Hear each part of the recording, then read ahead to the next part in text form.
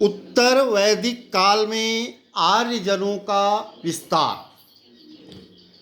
उत्तर वैदिक काल का इतिहास मुख्यतः उन वैदिक ग्रंथों पर आधारित है जिनकी रचना ऋग्वैदिक काल के बाद हुई। ये सभी उत्तर वैदिक कालीन ग्रंथ लगभग 1000 से 600 ईसा पूर्व में उत्तरी गंगा मैदान में रचे गए। उत्खनन और अनुसंधान के फलस्वरूप इसी काल और इसी क्षेत्र के लगभग 700 स्थल प्रकाश में आए हैं जहां सबसे पहले बस्तियां हुई थी। इन्हें चित्रित धूसर मृदभांड स्थल कहते हैं क्योंकि यहाँ के निवासी मिट्टी के चित्रित और भूरे रंग के कटोरों और थालियों का प्रयोग करते थे। ये उत्तर वैदिक कालीन ग्रंथ जिसमें प्रमुख है सामवेद संहिता। वैदिक सूक्तों या मंत्रों के संग्रह को संहिता कहा जाता है। इसी के आधार पर आरंभिक वैदिक युग का वर्णन किया जा सकता है, जानकारी हासिल की जा सकती है।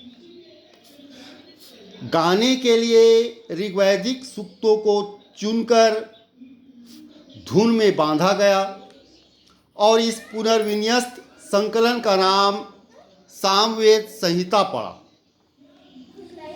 ऋग्वेदोत्तर काल में सामवेद के अतिरिक्त और 2 संकलन तैयार किए गए। वे हैं यजुर्वेद संहिता और अथर्ववेद संहिता। यजुर्वेद में केवल ऋचाएं ही नहीं हैं बल्कि उन्हें गाते समय किए जाने वाले अनुष्ठान भी दिए गए। इन अनुष्ठानों से उस सामाजिक और राजनीतिक परिस्थिति का परिचय मिलता है जिस परिस्थिति में इन अनुष्ठानों का उद्भव हुआ।